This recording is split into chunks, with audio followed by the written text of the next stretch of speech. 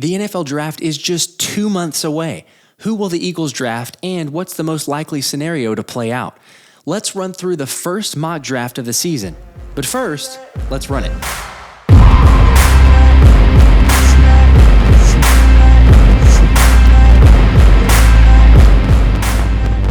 Hi guys, Josh Davis here, and a happy Saturday. The Philadelphia Eagles are on the clock, or at least in our mock draft anyway. I figured first time for the season, let's do a mock draft. With it only being about 2 months, a little bit over 2 months away for the NFL draft to commence, let's see, who would the Eagles select? Let's put on our Howie caps, kind of think through what decisions is Howie going to make, who does he have on the table, what are the potential offerings, and take it for what that is. So you guys let me know in the comments below who I hit on, who I missed, and I'm going to use Pro Football Focus's mock draft simulator. If you haven't seen it, I highly recommend you to check it out. It'll be in the link below, in the description below. But before we get into it, I'm going to go through a little bit of the ground rules. So the framework that I'm going to use for this is obviously there's lots of free agents. So I'm going to go through the list here and take a look real quick, but we'll just go down the line on kind of the bigger name, higher level items here. But let's say, for example, here, and this would kill me, but let's say Fletcher Cox, they don't figure out a way to get Fletcher signed. Brandon Graham also walks. Let's say that Howie figures out a way to keep Javon Hargrave, so a contract there. Jason Kelsey stays. James Bradbury is gone. Isaac Seumalo is gone. Kazir White is gone. Miles Sanders is gone. TJ Edwards does stay. Let's say Howie is able to keep him. So you got your linebacker there in TJ Edwards, especially because the lack of depth at linebacker. We've talked about it on a number of shows. Howie does not value linebackers or running backs for that matter. So let's make sure we understand that. But with the lack of depth in the draft and in free agency, there's some, but the question marks there. I think TJ Edwards is really, he knows the defense. He's got the chemistry. He played well. I think he'd be worth, depending, you always ask the question, what is the exact contract? But let's say for the sake of the argument, TJ Edwards is back. CJ Gardner-Johnson is back. That's almost a given based on the reports and everything we've heard. So whether it's franchise tag or long-term deal, Robert Quinn, we'll say that he has been brought back, or Howie's found some sort of free agent that kind of meets the same level. But so for the sake of the argument, that's who's in, that's who's out. With that being said, you still have basically the same needs of what we talked about over the last couple episodes of you need a corner, you need a defensive end, you probably need a defensive tackle. Running back is also a concern. Maybe an offensive lineman, especially with the way Howie is, he's always going to take a look and consider it. But let's remember, the draft picks that the Eagles have here, and I'm sure that all of us know this, but the draft selections that the Eagles have are the 10th, the 30th, 62nd, 94th, and then 2 7th-round picks, which, maybe you get something out of them, but realistically, you probably don't, and you never plan on that. So we're going to go for the first 4 rounds. We're going to cover that. I'm going to give you my selections, who I think Howie might go with if he had this certain scenario play out in front of us. And again, let me know who I hit on, who I missed on, who I should have gone with, what we should have done in this scenario. So here we go. The Chicago Bears are going to kick it off. They're on the clock. We're starting the draft. And here we go. First pick, Will Anderson Jr. Second pick, Bryce Young for the Texans. The Cardinals, Jalen Carter. The Colts, C.J. Stroud. Seahawks, Tyree Wilson. Lions, Miles Murphy. The Raiders will select Will Levis. The Falcons, Anthony Richardson. And the Panthers, Christian Gonzalez. Okay, so you're taking a look at the board here. Normally, I would say Howie's going to trade back, but it's interesting. Devin Witherspoon, that's someone that I could really get interested about. There have been reports too, and something that I've heard from several others is if a quarterback, let's say Will Levis, for example, I think he's been the one that I've heard the most, but let's say that he fell to the Eagles at 10, we're not taking him. I'm not saying that, but teams would very much want to trade up at that point to come get him. And so if that happens, I could definitely see Howie moving back. But even in this scenario, I think he would take a look at it and say, yeah, maybe so. Let's move back. Let's get another draft pick or 2 and see where we can make hay further on or later on in the draft. Obviously, as you look further down here, Bijan Robinson is still available way down here. I don't think there's any way possible that he goes in the 27th or the 28th spot of the draft based on what this is showing here. But it's still way too early. And knowing Howie, there's no way that he goes for a running back at this position. He never has, never will, even for someone like Bijan. So I think 10 is way too high. Let's take a quick look, though, at the trades, at what might be possible. You've got New Orleans. I don't think they're willing to trade, nor do you really look at what they have there. The 49ers, I don't think that there's anything that you like here either. So if these are really the only two interested teams that you're looking at right now, I'm going to say no. I'm going to say that Howie's taking a look at this. Devin Witherspoon, that's great value. I think this would be an absolute steal. I know a lot of boards have him as the number 1 ranked corner. You could argue with Christian Gonzalez. He just went in front of you. Makes your draft selection a little bit easier, but we will take and select Devin Witherspoon at the 10th selection. So Devin Witherspoon, drafted the Philadelphia Eagles for the 10th pick. Select Devin Witherspoon, Illinois corner. Let's see. Let's take a look at him. So you want 11 defenders that see the game the way Witherspoon does. With 2,334 snaps to his name, Witherspoon has seen it all, and it shows on tape. Expect him to get his hands on a ton of footballs in the league. What's his role? Island number 1 cornerback. Witherspoon has the kind of reliable man-coverage skill set that enables him to play on an island consistently. Due to his ball production, you may think he's a boom or bust type of cornerback, but he's not that by any means. What can he improve? Penalties. This is a very minor gripe, but I could see Witherspoon's play style leading to a lot of illegal contact penalties in the league. He already accumulated 6 penalties in 2022 and 5 in 2021. All right, so he's been selected. We've drafted Devin Witherspoon. I'd be very happy about that. Again, I don't think that he'll fall to the Eagles at 10. If he does, please snatch him up, because as we know, this defense, we thrive on great cornerbacks. We're going to need it, even with C.J. Gardner-Johnson and Darius Slay. You get a third one in there, they could be dominant ball hawks. You add that. You got to get a defensive lineman, though, so we're going to fast forward this up a little bit here just to get to the Eagles' next selection at 30. So 30th selection, I think this is a given. You have to select a defensive lineman, whether it's a defensive tackle, defensive end at this point. That is one of the very big needs. So, and you could ask yourself, or you could question and say, well, maybe what about a running back? I think running back is too early. Obviously, with Bijan Robinson already being taken, I think I saw his name here. He was selected earlier, which was, 19th by the Buccaneers. So the Bucs selected him there. Wouldn't surprise me at all to see him go in that number or even above that, quite honestly. So he's been selected. Running backs too early at this point, though. Like we mentioned, Howie does not value running backs very highly, so he's not going to select that. But also, I was listening to and taking a look at Joe Castro's channel on YouTube, Philly Podcast. So if you haven't checked that out, go check out Joe. He's got some good stuff there. But he had an interview with Daniel Jeremiah, and Jeremiah was saying this was the deepest draft he's seen in 10 years, in particular for the running back position. So with that being said, Howie's never one to reach, especially if the talent pool is very deep, and in this case it is, so no need to go and grab a running back at this point. So 30, who are we getting? We've already solidified the cornerback spot by getting Witherspoon.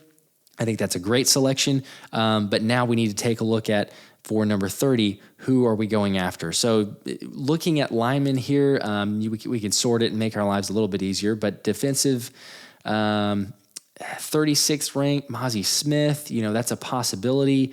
Defensive tackle, maybe you could look at something as maybe an end rusher. Andre Carter, I'm not high on. I mean, let me know if you guys think I'm wrong. If he's someone that we should consider. He's from Army.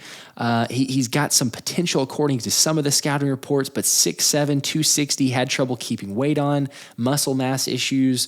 I don't know. He's someone that I've seen his stock starting to fall, and I think it'll continue to fall as the draft approaches. So not someone that I'm very high on. We can look at Georgia. Georgia is always a school that Howie and the Eagles seem to like. Obviously, Nakobe Dean, Jordan Davis, the types that Howie continues to look at. So 6'3", 235, Nolan Smith. Smith could have gotten to quarterbacks at will in a scheme that allowed him that sort of freedom. Instead, he turned this lethal first step into being a serious difference maker in the run game. What's his role? 3-4 outside linebacker, wide edge. While he can likely take on tight ends head up, Smith probably can't venture too far inside of that without his size becoming an issue. He's still an every down player despite that. What he can improve, and kind of mentioned already, his size. So he's someone I could be interested in. At that point, 30th, I might consider taking Nolan Smith in that position. there's not a lot of other guys, quite honestly, that I feel like at this point you would take it. It feels like a little bit of reach. Now, maybe we could trade. There's one team here it looks like that might be interested, the Carolina Panthers. Maybe. Okay, so let's see if this trade, and I love that they have the predictor here. It helps you kind of see what's mostly realistic. Again, this is completely hypothetical, but let's just see. So let's see if we offer the 30th, and we're going to go after the 39th and maybe their 93rd. They're not going to give us the 61st. And then, and let's see if we can get, maybe 2 4th rounds. So we'll swap 9 picks back. To me, again, this is not as big of an issue because while I like Nolan Smith, he's not someone I'm just jumping out of my seat to grab. So let's go ahead and offer the trade. Let's see what they do. Okay, they accepted. All right, so we'll resume the draft, moving back 9 positions into the second round. And now we're back on the clock. As I said, Andre Carter continues to fall, and we see it here. He's still moving down the board. Okay, so let's take a look and see who's still available. So at this point, and this may be a reach, some of you guys may not be in agreement with it, but Felix Anudike-Uzomah from Kansas State, I watched a couple of the games, and this guy can be an absolute game wrecker, at least I believe. He's someone that I think should be on the Eagles' radar with the rotational defensive line play that we've seen over the years, especially the ones that have been successful. At this point, also, if you look up a little bit further, again, we're talking about defensive line. I think you have to take that here. Mazi Smith is someone from Michigan that I think you really have to consider. Again, at 39, this guy is the anchor, or could be the anchor of your defensive line. We were saying that Fletcher Cox we let go, Javon Hargrave is going to be there, but you've got to find another way to solidify that. So I think Mazi Smith at this spot makes the most sense. So I'm going to go ahead and draft him. So we'll draft for the 39th selection. The Philadelphia Eagles select Mazi Smith, and so what it says here is, what's his role? Nose tackle. Smith is a true hold-the-point nose tackle. He won't be much more than a pocket pusher in the passing game, but he has the strength to do just that in the NFL.